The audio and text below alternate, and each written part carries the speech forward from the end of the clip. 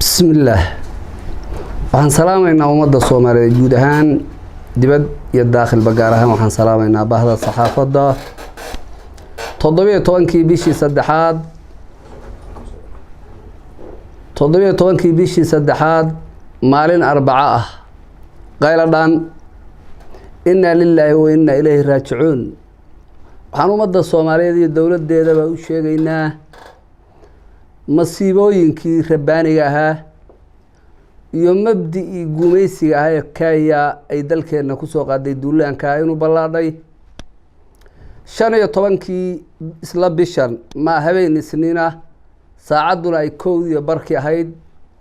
ciidamadii midowga Afrika qaybtoodii gafur culusta xukuumadda Uhuru Kenyatta umulodoox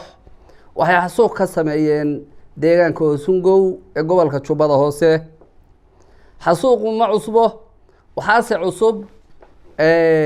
marxaladda hadda lagu jiro dhaqanka sawaaxiliga ama ciidanka midowga Afrika ee nooca gumaysiga dalkeena u joogo baa wuxuu markay siyaasaddu ku cakiranto oo dawladda Soomaaliyeed rajateeda ah ama dadka nololtiisa ay muuqato in dadka la laayay ahaan jirtay 15kii bishan habeen isniina ciidamadii midowga Afrika waxay duqeyn iyo madaafiicda goobta iyo hubka small arms ka yaanta aerograaf kabayo isticmaaleen deegaanka Hoosungow ee gobolka Jubbada Hoose dadka waxaa haysay abaar rabbaaniya ah oo aan 8 bilood wax ka badan wax roob dhulka uusan ka diin June baa ugu dambeysay roob ka da'o dhulka gobolada Jubbooyinka dadku waxay ka cabaan ceelasha matoorada ah oo aroor dheer looga soo arooro waa dad go'doon oo aan nolol iyo biyo kala haysan ceelka 24 saac laba damiyo dadkii ceelashoodii cabaayo bay ciidamadii gafur culuska waxay ku fureen dabka ay nooc kasta oo ciidamadu ay isticmaalaan baa loo isticmaalay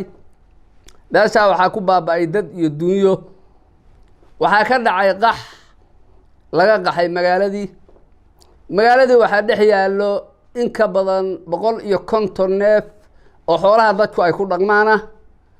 oo ugu badan geel 53 neef oo geel waa dhinteen 17 neef oo geel ana magaalada dhex yaalan wixii la qashay ma ahay wixii kale magaalada dadkeedu uu qaxay wuxuu u qaxay dhul oomana ah oo biyo lahayn oo nabadgelyo lahayn oo diyaaradaha Kenyaanku ay garaacayaan kooxdii khawaarijta al-shabaab oo dangalashada ahaydna ay ka adeeganayso waxaan qayladhaan u nahay dadka Soomaaliyeed oo muslimiinta oo walaalaha isku dhiiga iyo isku dhaqanka dibad iyo gudabo waxaan leenahay meesha waxaa ka jira baahi oo haraada oo dadka u dhimanayo iyo cudurro baahsan aad u fara badan malaria leh waxa weeye kalooro iyo cudurka shuban biyoodka leh jadeeca iyo xiiq dheer ciyaalka iyo hooyooyinka uurka leh laynayso waxa weeye oo manaha aad garanaysaan oo gobolada qaarkood la isaga gurmanaya meesha ka jiro aan ka codsanaynaa dadka Soomaaliyeed dibad iyo dakhilbo iyo dawladoodaba dadka mas'uuliyadiisa qaaday in dadka gurmad loo sameeyo oo hambadiisa la badbaadiyo dadka hambadiisa duuya hadda rajo badan lagama qabo ceelkii ay ka cabayeen 150 neef baa ku dhimantay baqtigooda ay taalaay cudurro ka dhalan karaan haddayba soo arooraan gafur culusku ay u ogolaadaan inay dadka biyo soo doontaan walaalayaal waxtarka dadka Soomaaliyeed shacabku isu gurmado waan baranna waxaan ku baranay masiibooyinkii abaaraha iyo kuwii duulaanka tusaale gobolka Gado oo gobolka dariska la ah ee gobolada Jubbooyinka kamid ah gurmadiyadii aad sameyseen sida ay wax uga qabteen aan u malaynayaa 5 toddobaad ka hor gurmadkii laga bilaabay gobolka Gado iyo biyo dhaamintii laga bilaabay oo aysan dawlad iyo hay'ad midna aysan wax ku lahayn markii laga reebo safarkii golaha wasiirada shalay ay ku tageen Garbaharey oo waxa weeye waqtigiisu wali uu dhiman yahay hadayba wax geeyeen dadkaas ilaahay baa badbaadiyay laakiin adinka badbaadiyay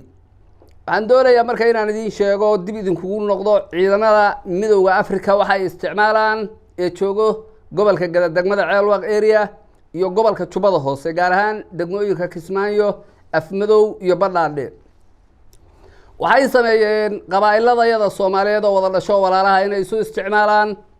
qabaa'ilada Soomaaliyeed badankooda gobolka Jubbada Hoose looma ogola inay hub qaataan oo ay ka mid noqdaan ciidamada ayaga ah waxaana keenay dhulka Soomaaliyeed oo la dhacayo iyo damaca foosha xun bay garteen in qabaa'ilada kamid ah la hubeeyo oo la yiraahdo reehbal xasuuqa go'doomiya hanbay la yeesheen ciidamada midowga Afrika dadkii ay adeegsadeen dadka say rabeen waa u dhameyn waayeen wiil iyo abtigi waxa weeye wiil iyo adeerkii wiil iyo sodogii wiil iyo seedigi ayadoo waliba dadka la laynayo aan huba si fool xun oo waxashnimo ah oo dil ah oo qabyaaladaysan oo dhac ah oo loogu adeegaya ciidankii midowga Afrika ee degan magaalada Kismaayo magaalada Afmadow iyo magaalada Ceelwaaq arinta ayada ahayd dadkii inuu dhamaan waayay dhulkiina degan yahay markii la arkay ayagii baa gacmahooda la yimid tusaale waxaa la rabaa ninku inuu hadalkiisa sumad u leeyahay beesha Afmadow tuulada Doobley iyo tuulada Afmadow ay raboorkoodu waa u furan yahay gargaar haduu dawlad ka baxo iyo haduu dadweyne gurmado ee Soomaalida isu gurmanaysa ka baxo iyo haduu si kala ku taga labada ay raboor waa furan yihiin degmada Ceelwaaq oo 18 gobol oo Soomaaliya degmada ugu masaafada fog 90 iyo dhowrka degmo oo gobolka Gado 180 dhacda magaalada madaxda 220 dhacda Baardheere 180 dhacda Balad Xaawo 360 dhacda Jubbada Hoose meesha waxa weeye labada gobol ay iska galaan ay raboorkeedu ciidanka midowga Afrika goostay taa waxay tahay reeraha qaarna in la koriyo qaarna la cuna qabateeyo duqeynta iyo laynta iyo dhibaatadana lagu sameeyo dad wax ma garataana la adeegsado walaalayaal anagoo dadkayagu isku mid yahay isku diin yahay oo walaala yahay haddana waxaan leeyahay arintaas indha gaar ah lagu eego magaalada Hoosungow ama beesha Hoosungow waxay ka mid tahay dadka la go'doomiyo Soomaaligu ay target ka wahaa ilaa 2011 dadka waa la duqeynaya waa la leynaya waa la xasuuqayay dad makas oo magac reereed lagu hubeeyo kala leynayay waxa loo diidanaa caafimaadka waxa loo diidanaa nolosha waxa loo diidanaa biyaha nadiifka ah waxa loo diidanaa horumarka layntuna waa u dheeray diyaarada gafur culus ka habeenka duqeeyeno maalinkina dadka halaayo walaalayaal waxaan idin leeyahay dad walaalihiina oo xaqiiqatan qaarkood murugada marka sawiradiina loo ka soo diray inaan idin soo bandhigno dadka qalbiga jilicsan hooyooyinka uurka leh iyo awlaadda saqiirkooda soo korayo iyo odayaasha sonkortiye macaan kale aan kala xishoonay sawirada qaarkood dadka reer Hoosungow maanta waxa ay ku sugan yihiin xaqiiqatan markii la idin soo diray oo aan dad wax yaqaan iyo odayaal kala tashaday waxa la igu yiri ha soo bandhigin sababta ay tahay dadku waa riximo dhigooda waa isku yaalaa dad badan baa sababsanaya waxa reer Hoosungow ay ku sugan yihiin maanta haddaan soo bandhigno waxaan idin leeyahay dadka Soomaaliyeed oo muxsiniinta dibadda iyo gudaha joogow dadka walaalayaashiina sidii aad yeeli jirteen inaad hanbo ka caymisaan oo gurmad u samaysaan baan idin ka codsanayaa dawladda waxaan leeyahay mas'uuliyad baa idin saaran مسؤولية إذن سارنا قلين كلمة قول إن تقدرتان بذلك كرتان وهذلك كرتان إذا ماذا قلب كسيدو أنا وان كم من هاي قبانا ذا إن الأمر سيسان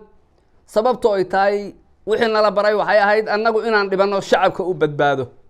وحيان دراه هو ينور له يا أولاد صغيرة يا أبيال أضياله أبارتان شوجو إن قارنا لا لدعوه ارتفايف